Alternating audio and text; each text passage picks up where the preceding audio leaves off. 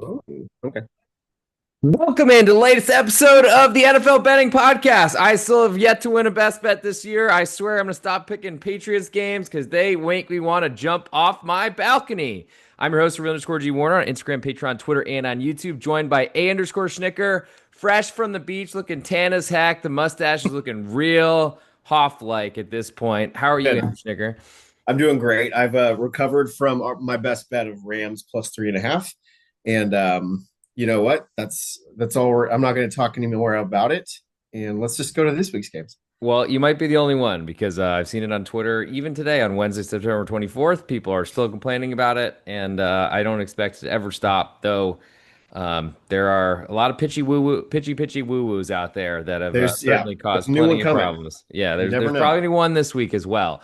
So we're gonna go through a six pack of games at the minimum. I took us into this episode as quickly as possible to try to get us to as maybe some extra games, considering we got a lot of standalones that we can't really choose. And the first one is very interesting, I think. The Mm. Seattle Seahawks, they are now a 1.5 point favorite at Arizona, which is a little weird because Arizona was getting a lot of love coming into this season. Well, first number I saw was Seattle plus 2.5. They've already gone through one, through zero to 1.5. Not huge numbers, no crossing of threes by any means. But what does this number movement tell you about this game on Thursday night? Yeah, that's interesting. I was kind of aligning myself more with not necessarily that Arizona was going to be a really good team this year, but they were going to be an improved team. Was it 2 years ago? They were just like cover darlings, but they were just so terrible. Didn't win loss record was bad. This is an interesting line to me because I feel like out of these two teams, I've been more impressed with what the Cardinals have done. Seattle, yeah, the game on the East Coast against Pittsburgh, impressive, I guess. Um, Beating the Saints at home does absolutely nothing for me. So I What can about I beating don't the Saints on the road? no, it was at home. I'm I talking know, about but Seattle. I know, So but I think Arizona beats New Orleans on the road, right. so we Yes, you're haven't right. really You're right. In seen a Arizona, lot. they're like Arizona's two wins are against the Panthers and the Saints. So like we don't really know a lot about either of these teams. And so it's interesting to me. I think usually the home team gets a little bit of a boost. A Thursday night game, less travel, a little bit more preparation. So seeing this number feels it feels a little off to me. Like when I look at it, it feels like everyone would say, "Oh, huh, Cardinals at home." Uh, both teams with a 2-1 record. Um, and I don't think either has really like stood out and said, "Wow, this team is infinitely better." And I get it's a 1 point spread. I'm just surprised that the Cardinals are not favored here. Yeah, so NFC West winners, division prices right now. San Francisco plus 110. I think they were plus 150 ending into the year. And I was going to play them based on having a last place or third place schedule, I think it was. But then got a little concerned about Christian McCaffrey and his, I don't know, propensity to get hurt. But Niners plus 110, Rams plus 185, Seahawks plus 550, Arizona Cardinals 7-1. So that might explain a little bit of the difference here. Of course, this is the first of two matchups, one on each's home turf or field. I think they're both playing artificial turf at this point, so we'll see what that means. I thought coming into the year, though, I heard a lot more about Arizona being the team to look at versus Seattle. Do you agree with that? Yeah. I think that's probably fair. Just because Sam Darnold hasn't, didn't get a lot of credit. Everyone basically saying O'Connell was the reason that he was a decent quarterback last year. Yeah, I'll take you it's back. fine. Sorry, while I asked you that I was looking for this. So, coming into the season, so San Francisco 49ers, at least the prices that I had transcribed, Niners plus 145, Rams 2-1, Arizona 4-1, Seattle 5-1. That was Hmm. entering the season. So, what has changed in what you've seen so far? Two wins for Arizona against cellar Huh. dwellers. Seattle losing at home to San Francisco certainly impacts things, but they're more Yeah. likely to win based on today's odds versus what they were entering the season. Yeah. So they both have a mutual loss. Um, They do. yeah. So really, like, are people hanging their hat on the win against Pittsburgh? That's like the only difference between these two teams. I mean, obviously schematically, and we can break into X's and O's and what their strengths are different, but like quality of wins and losses. Um, My like I theory see it. is that uh, there hasn't been a lot of love for Arizona coming into what they've actually done so far. They've played the Yeah. dregs of the league, of the conference. They lost a narrow game, but I thought got a fair amount of respect, closing 1.5 point underdog on the road Yeah. at San Yeah. Francisco. Amazing that a shoulder blade of Kyler Murray avoided a safety on one end. Arizona gets a safety on the other with a holding in the end zone, and then that is the determining factor because while your Rams plus 3.5 had a much worse loss, the winning by one with a minus 1.5 in San Francisco was not my favorite way to close out a really rough No. Sunday for me after a good start to the season. Pretty Yeah. much giving away all my success back to the man, and unfortunately, still looking for a first best bet winner on this episode. Um, I to me, it's to all your points about Thursday Night Football. It usually benefits the home team. Usually, is a pretty boring, Low bad, scoring, very ineffective, vanilla game plans. inefficient game because you can't Yep. really spend enough time on it. It's these guys are literally had just been through 20 car crashes probably, Right. and running backs even worse, and then they play just a few days later. So I think that all points towards the home underdog. So that's my biggest interest in that one. Moving to Sunday, we'll start in Ireland, in Dublin, actually, not a London or a Frankfurt or whatever type of game, but we're in Dublin this time. Expect some rain, maybe. Don't know who that would potentially impact, but this number's been all over the place as well. I feel like more movement than I've seen in a while. So the first number I saw with the Vikings, it was last week, I think before it was confirmed that Carson Wentz was starting, but the Vikings were plus 1.5, climbed to even two, total of 41.5 down to 40.5, which is what our current total is. Well, Minnesota then moved through zero after blowing out the Bengals with the same guy scoring two defensive touchdowns. Take with that what you will. Vikings open back up at minus 1.5 and climb to a current minus 2.5 right now in Dublin to the Pittsburgh Steelers. Total is 40.5. Yeah. I thought Carson Wentz was fine. And yes, the defense was spectacular. I wish I could remember that guy's name.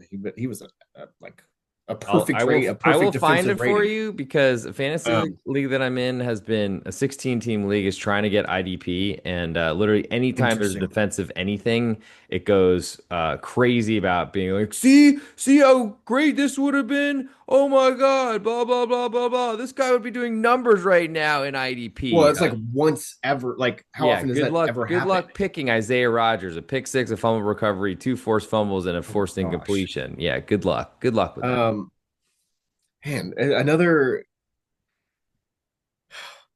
Let's give a peek behind the curtain here because last week was tough, and this whole industry is rebounding and forgetting your losses and forgetting your wins. Even um, You don't do so, like I'm that. Not looking. in this industry. You shout your wins from the mountaintop, Schnigger. But yes, we forget our Well, losses. I my Pretend they practice never. is to forget both because every day you start at zero and you got to work your way to it. True. Um, but this one again is screaming to me that I feel like the Steelers are the more qualified team. Um, Ooh. Ooh. Even though Carson Wentz, he completed yeah, 14 of 20 passes for a buck 73 last week. right. Well, yeah, You still think and I don't want to hate on the Pittsburgh's guy. more? Like, I mean, it's I mean, I is you saw can't the dress. We know that, but I guess that's what happens from South Dakota State. right. Or North Dakota State, excuse me. That's right. Sorry, Jackrabbits. Didn't mean to The throw a bison Bison. on you. Yeah, exactly. Um, okay, so You think the if you're the Steelers are the more Vikings, qualified team? Steelers more qualified if team. you're supporting the Vikings, you're saying, okay, the Flores defense is going to be electric again. You're not obviously not factoring in that there's going to be defensive touchdowns, but you're thinking, okay, this defense is going to shut down Aaron Rodgers. I do think Aaron Rodgers played the Vikings last year. Maybe it was also an overseas game, and it did not go well for Aaron Rodgers with the Jets.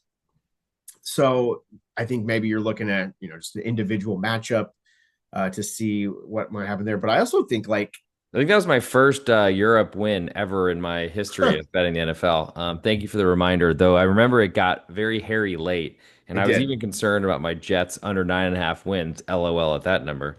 Yeah, you're pretty safe after a bit. I mean, I've the Steelers with Jalen Warren, he's looked great as a actually having a ground game. Um, yeah, it's and I'm trying not to factor too much into your best bet or looking at the Patriots in that situation because obviously they're still dealing with a lot of growing pains. and had so many different chances. I'm sorry. I mean, five turnovers, four fumbles, Yeah, one pick in the exactly. end zone, another Yep. fumbled into the end zone. Honestly, hilarious, but just par for the course with Drake maybe. So that's what you're counting on if you're the Vikings. If you're counting on the Steelers, you're expecting this offense to play pretty well and the defense to feast against a like a game Yeah, managing Carson do we Wentz. think the I don't Steelers know. I couldn't. defense is capable No, of feasting? to be real with you, I couldn't think of the right verb in that moment, and so I said something that's not. It's not real. You think that the Steelers defense is going to be adequate against the game manager Carson Wentz and Jordan Mason? Like basically, it should be pretty simple. Hey, let's force Carson Wentz to win this game. You do have Jordan Addison coming back after his 3 game Yep. suspension. Yep.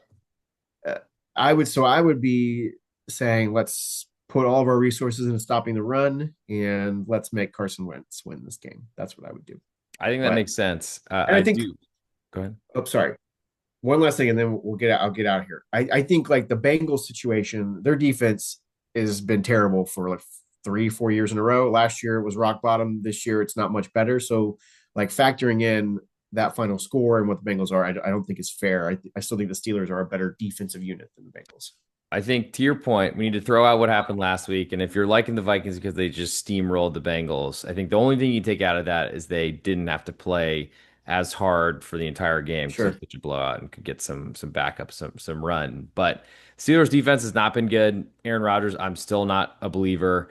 Um, I mean, if the Vikings can get pressure, which they're going to blitz a lot, we know that with Brian Flores. Maybe Aaron Rodgers has figured that out, and certainly he's been able to do that before, but this is a older man that has a repaired Achilles and all these sort of things. If he can get the ball out early and can complete passes, good for the Steelers. We know DK Metcalf is a tantrum maniac out there as well, and unfortunately. I don't know that I agree with such a move from the Vikings being underdog to this level of favorite, but I think until it's three, I think I'm leaning to the Vikings in the Dublin matchup. We'll now move to Sunday Night Football. We got two Monday nights, then we'll come back and see how many games we can get in the remaining time. We got the Green Bay Packers, 6.5 point favorites to the Dallas Cowboys. Total is Mm. 47 in this one. Those are current numbers. What I initially saw as low as Green Bay -4.5, then to -4 to -5 before later seeing numbers at 6 and then now to the current 6.5. We've had a total as high as 49 down to 47. CeeDee Lamb seems like he will be out for this matchup despite saying he would play. But I think that it's one of those things where we never trust the players to say their medical status. Yeah. This is the ultimate narrative game to start the year, right? Or one of the bigger narrative games to start the year. I mean, and this is not to say that the Cowboys have proven the haters or the doubters wrong. Uh, they've been pretty much what I think most people thought they were going to be, and it's really not a whole lot to do. Like Micah Parsons would be great in rushing the passer, but the second, and so yes, it's all tied together. The secondary, but it's just so bad. It's making Caleb Williams sit back there and be able to. I mean, he's got 6, 7 seconds. I mean, they're doing alley-oop flea flickers for Like 70-yard touchdowns. So, And I think like we may have to talk about a game with the Bears because it's like everyone's talking about how amazing Caleb Williams has looked. I'm like, I thank think you. I think the Cowboys are going to make a lot of quarterbacks that are below average look really really good. My question though is the Packers looked great the first 2 weeks. They looked really good at home. They go on the road last week. It's anemic offense. Um, I can't. I could not. I cannot take the Cowboys, even though this is the ultimate spot to take the Cowboys. The number's gone up. It's prime time. Everyone's focusing on the Parsons obvious trade there.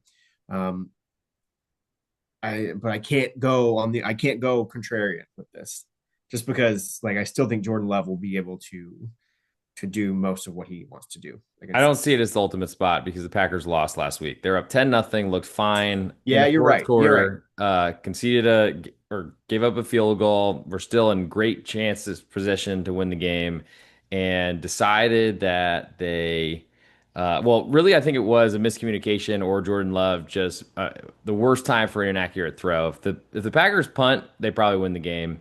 They throw a pick.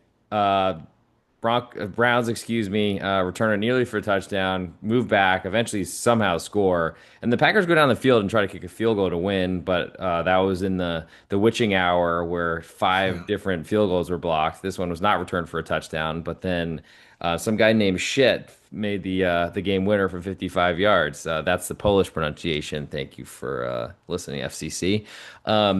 But I don't think it's the same scenario that you're looking for. Yeah, it certainly could be a lot No, worse for the Cowboys, but I mean, I think it I is.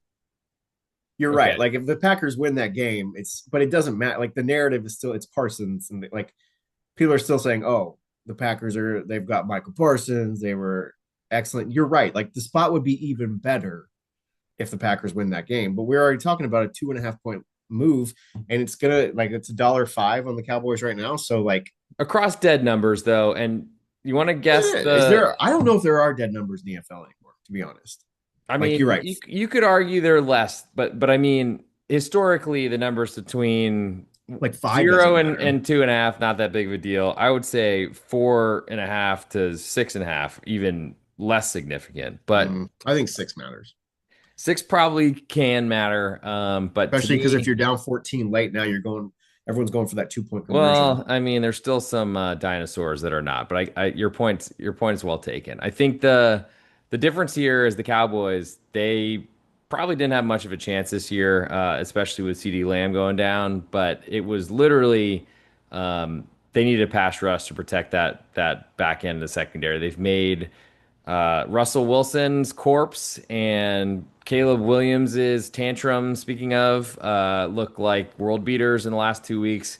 I'm actually concerned about advocating Jordan Love in like a fantasy or DFS play because I think it's going to be too much of a blowout and that this is going to be Mm, over early. sure. Maybe the Cowboys Okay. show up. We've seen them no show plenty of home games. Reminds me of the Lions last year and plenty others as well. And no CeeDee Lamb. We saw the Cowboys with a huge ceiling, far lowered once CeeDee Lamb was out of that game. And I don't know that the Bears defenses belongs in the same league, never mind division, as the Green Bay Packers. Yeah. Yeah. Well, I know you've probably been watching Packers games more closely. I have. What was I have a belief in them to win the Super Bowl this year. Unfortunately, a lot of that was based on a really soft schedule, getting off to a big start and potentially getting a 1 seed.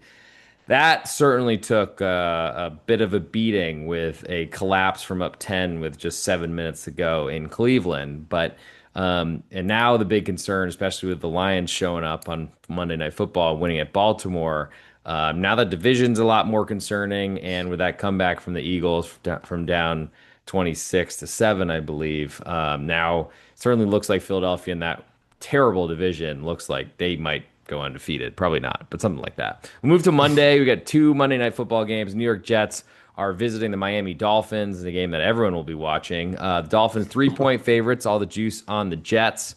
Total is 45 in this one. We saw this number as low as 2.5, at least from what I've been watching. The total as low as 43.5. We're now up to Jets +3 with all the juice, and the total is 45. Woo. Felt like the Dolphins, that was like their all-in game last Thursday, right? You know what I mean? They It's were like competitive. They they're up to, they had no shot against the Bills. They actually put together a really good game plan and looked really good. So it's hard to wash that out of my mind when I've watched the Jets with some ugly, ugly games. But everyone's probably Pretty gonna be nice looking. dance moves from Aaron Glenn on the sideline though. After that blocked field goal return for the touchdown, they still And I lost tell you, afterwards. like Tampa, they're the ultimate play with their food team this year so far.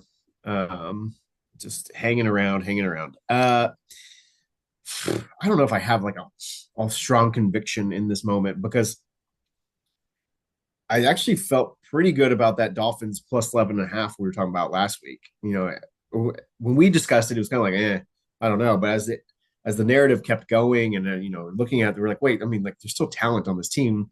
like before the season started, this was probably 7 or 8, and now you're going to give me 11.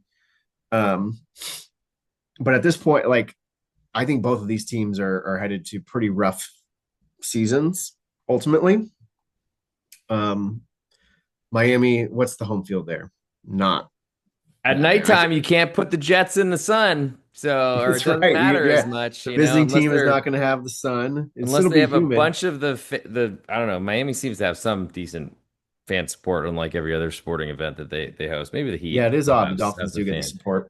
But they, Um, they could have a bunch of people with mirrors, like holding off the lights and something like that, and trying to shine it in the Jets sideline. that would But be I don't think there's a lot of cooperation for in that type of situation. So yeah, reduce the home field. Plenty of New Yorkers in Miami area by all means, but I don't know how many are supporting the Jets at this point, unless they're wearing cardboard bags over their head, paper bags, probably no. not cardboard, but. The Jets, I mean, they got quarterback questions, apparently not committed to Justin Fields coming back from his concussion, but um, I I think that's probably a ploy or some sort of strategic move from the Jets coaching staff. The Dolphins have extra days to prepare as well, which traveling back from Orchard Park, not so bad on a PJ. And I gotta Yeah, say, to true. me, it seems like the Jets have a really tough setup here. And if the Dolphins can't win this game, then stick a fork in them. And Mike McDaniel He's might probably be out. fired. Yeah, you're right. He's probably gone if they lose this game. Um, and I think the Justin Fields stuff is fair. What they did against Buffalo in week 2 was like it was just so out of character, I guess, from what we saw the week before. Um, I think Tyrod Taylor at least gives you a floor. Justin Fields, it's there's no idea. You cannot pinpoint what's going to happen in that. Yeah, But his I don't. his That's all we his need range to. of outcomes are significant. I do like the ceiling for Justin Fields, but I've been liking that and suffering through it. I think I bet his Bears teams a bunch more times than I'd like to admit while If he you're a was there. fantasy football player, then Justin Fields is always a. It's definitely worth it because those rushing yards are pretty valuable. Move to the next Monday Night Football game before we circle back to underscore Snickers' favorite Sunday game to talk about. The Cincinnati Bengals are 7.5 point underdogs at Denver. Total is 44 in this one, and this one has been moving a fair amount. I saw as low as 6.5 before the Sunday game started to kick off this past weekend, total at 44.5. So total about the same, half a point lower. But we've crossed 7 and all the way to 7.5 on the Bengals. Are you backing Jake Browning in this one?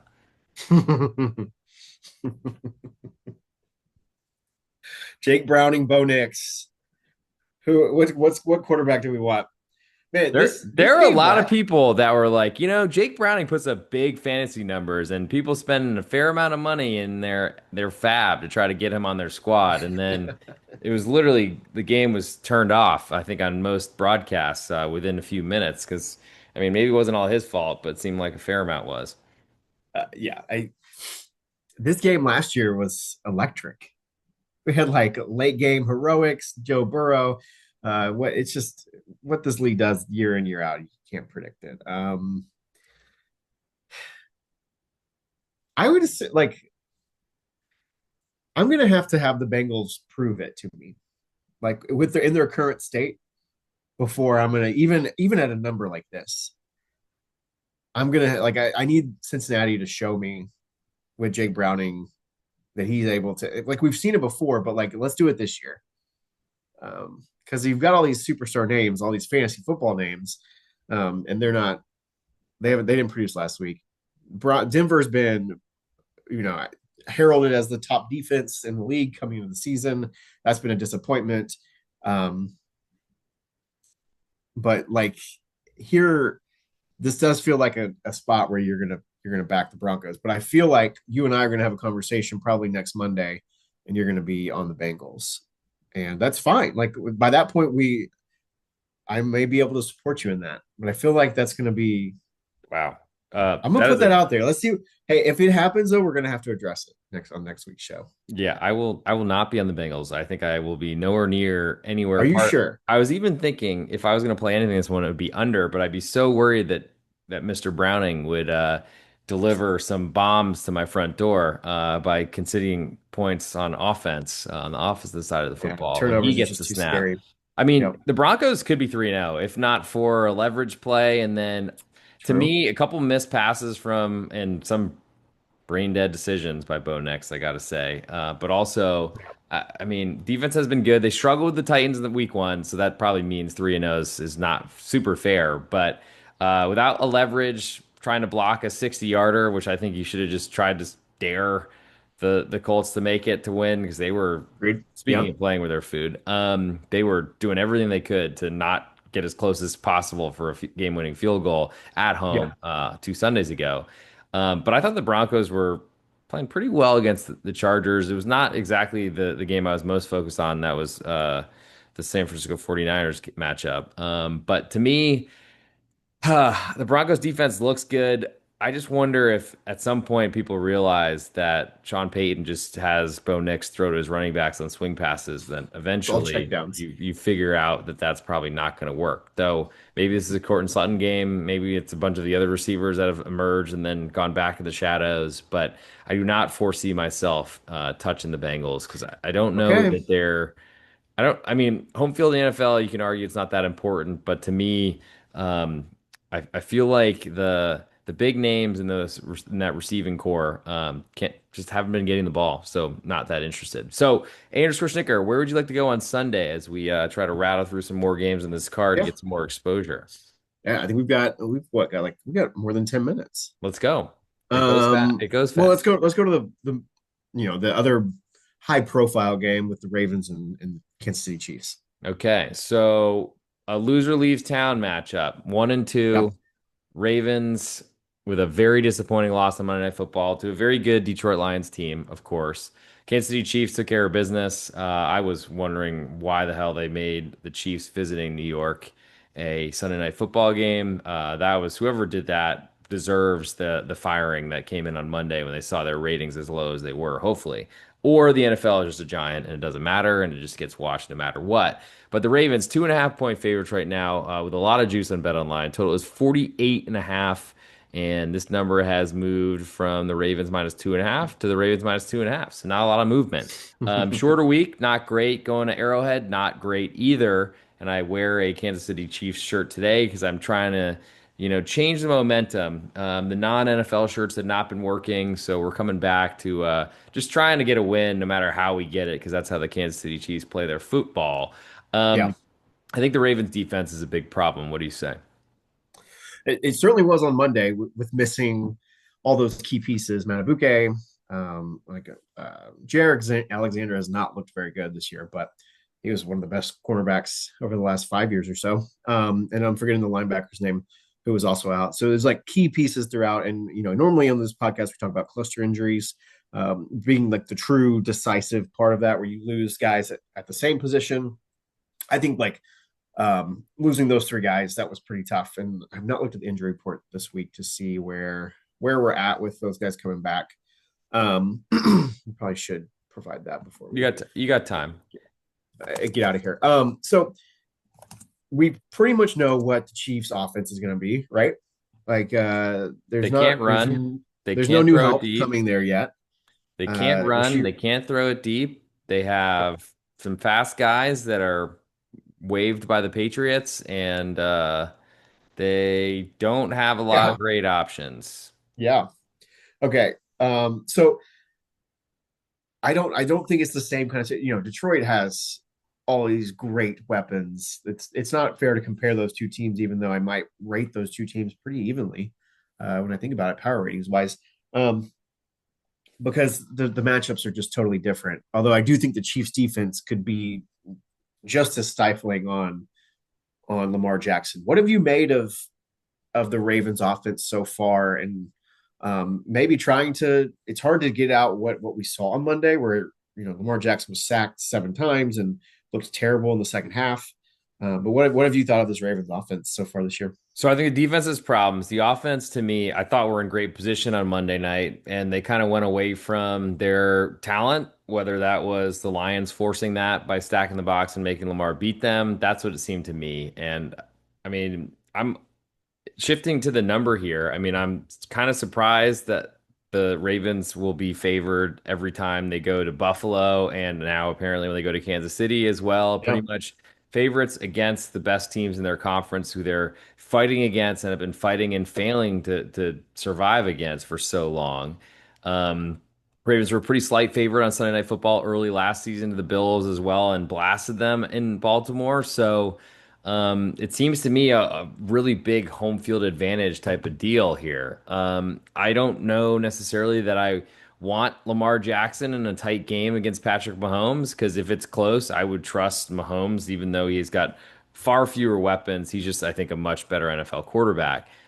With that said, the Ravens, it's as simple as if they get ahead, they will not be caught until the Lions kind of threw a wrench in that plan or when the Bills came back from a huge, huge lead on opening day and Derrick Henry fumbled. Well, looky here, he fumbled again on Monday night, fumbled also against Cleveland. So there are some problems there, but I think the difference on this matchup is whether you trust what you're seeing from the marketplace and how they're treating the Ravens versus the history of the Chiefs. Like last year in this whenever the Chiefs and the Ravens played, or the years before that, I've pretty much been backing the Chiefs because they'd win every time they played.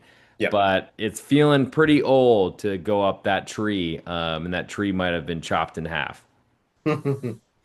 Let's do we're recording this on Wednesday, so it's a injury report that will certainly change. Thursday's a key day to look at that. But Matabuke did not participate Wednesday. Ronnie Stanley, the offensive tackle, did not participate. Kyle Van Noy, outside linebacker, did not participate.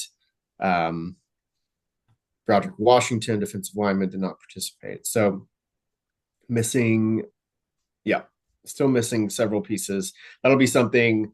I do think the line will probably move based off of information or injury information that you're getting there. So if you're seeing numbers either go one way or the other, that's probably pretty telling on these key pieces of Ravens players and what if they're going to play or not. So I think short week. Also, we'll see extra rest coming off Monday Night Football, but that's a huge Yep. advantage for the Right. Kansas Yeah. City. You're right. Yeah, I mean they do have to travel, but so does Baltimore to KC. And I mean I'm not a road favorite player. I got to say in the NFL, if there's any place to do it, it might be there. But I don't know that there's much I want to do with the Ravens until they prove something. And I don't think I can trust the Chiefs even as a home underdog. Though I Yeah. think that's who I'm playing in pick'em pools if I'm in it, just because I also expect a lot of people to be on the Ravens. Though that might have changed a little bit after a slow start for them. One game I want to get to before we get out of here as well is time time permitting. I think it's permitting. The Eagles are a 3.5 point favorite. The Tampa Bay Buccaneers totals 43.5 in this one. And you mentioned Tampa Bay likes to play with their food. I don't love that reference, but you do like to use it. I saw the Eagles -2.5 as early as last week, climb up to three before these games kicked off on Sunday, previous Sunday in week three, and then also reemerge as -3, but have now climbed to 3.5. Total has dropped from 45.5 down to 43.5. Where are you with the Eagles? What changed? Or I guess let me start with where are you on the Buccaneers because they've had three fourth drive comebacks to win games, and that does not generally seem like the best way to win football games in the National Football League. Yeah. I mean, so when some of these teams, I mean, the Chiefs were winning, winning one score games better than anybody. And it was just like, it was because of winning culture or winning mentality. But if other teams do it, then it's time for regression. What we're seeing though is the Chiefs potentially regressing here after those one score wins. Um, I'm just the Bucks keep losing key pieces, injuries across the offensive line. And I'm not talking about like Mike Evans, who obviously is important. But I'm talking about like your starting guard goes out and then his backup goes out. Like you're looking to your seventh, eighth offensive lineman, um, and most of these teams are just not capable of keeping up that quality. Yet the Bucks have been, and really even with the Jets game, that their offense performed. It performed it, even though it's the Jets. Like it was the defense and the special teams that let them down there. So I think it's hard to doubt the Bucks in their current state. I think it's foolish to go against them too often right now. Part of the my best bet with the Rams was just my doubt of what we've seen from the Eagles so far. And I think some of those doubts were shut down on Sunday. Like Jalen Hurts was at least in the second half throwing and putting together a better offensive plan than what I've seen in the first 2 weeks, where it felt like AJ Brown, Devontae Smith could get shut down pretty easily, and Saquon really still hasn't had a really good game, but so I think some of that the Eagles the second half rally was really impressive. I do think Tampa knows how to play against these guys. It's kind of the inverse of what we see with the Rams, where maybe there's some sort of hurdle that they're when they see that jersey, the Eagles jersey. I think it's kind of almost the alternative with Tampa and Baker Mayfield. Yeah, Tampa up 24-7 at halftime last season, coasted to a 33-16 win in Tampa earlier in the season. Pretty much a mirror image for this game. And I think we probably need to get a little bit further down before we can go and do another game, though, unfortunately. So I think we'll cut Yeah, it off here. For your best bet on this episode, of course, follow _Schnicker on Twitter at the real _G Warner myself. If you want to find more episodes, past NFL episodes, soccer episodes, check out the Betting the Pitch podcast on Apple Podcasts and on Spotify. We love 5-star reviews in Apple Podcasts and on Spotify. And if you want to leave some questions or something like that, I'll look over and try to get something specifically. If you want to ask when _Schnicker is going to twist up the edge of his mustache, I'll certainly have him figure that one out and ask his other half if she's interested in that sort of thing, because that seems to be more of a commitment. If you're looking for the Instagram Reels or YouTube Shorts, follow at the real _G Warner on YouTube and on Instagram. I've done a pretty good job of getting them up on Sunday mornings despite seeing cross-eyed, so I'm gonna do my best to do that again. _Schnicker, where are you going for your best bet? You are one game ahead of me because I'm still winless so yeah, far this we gotta get season. moving here. Yeah, we do. It is a long season, and It that's is what a I would long also season. do. Not don't be blowing your bankroll in the first month of the year. There's so much time left. Um, this I hate going against the team that I just bet against, but I like the number, and I like what I've seen from the Indianapolis Colts so far. So I'm going to keep riding that train on the Colts. This could be the ultimate game where, wow, the numbers here have just gotten way out of kilter. But I'm actually a believer in what the Colts offense and what they're doing. And I think there could be a hangover effect from the Rams after a couple big games and what happened there on Sunday. So let's go with the Colts plus 3.5 full game. Let's get it now before we lose that hook. Yeah, and you might see a rejuvenated fan base sending a lot of people from Indianapolis to go get some suntan Yeah. in Los Angeles. For my best bet, the real _G Warner across all social media platforms, I'm gonna go to that Dublin game. I'm gonna go Carson Wentz. He's gonna have a bunch of fans out there as soon as he take his helmet off. Everybody's like, "That's my brother." No, that's my cousin. Well, we're gonna go with Minnesota Vikings 2.5-point favorites. I'm gonna keep fading the Pittsburgh Steelers. They've been a lot involved in my chagrin so far this season, but I'm just hoping, please not 5 turnovers. At least just make it 4, Carson. I'm a believer in the Vikings rushing Aaron Rodgers and making him and those old Achilles tendons try to move out of the pocket. I don't think it's going to set up well. We'll be back with you on our usual Tuesday nights going forward the rest of the season as far as we can see. I'm sure _Schnicker spent a lovely time at Panama City Beach with all the spring breakers this past weekend, but we're happy to have him back. And this is the episode where we're going to start going the right direction. Thank you all for joining, and make sure you follow us on Twitter. Hit up _Schnicker, ask him about his mustache wax, and we'll be with you next Tuesday to discuss more of the NFL because that's all Roger Goodell wants.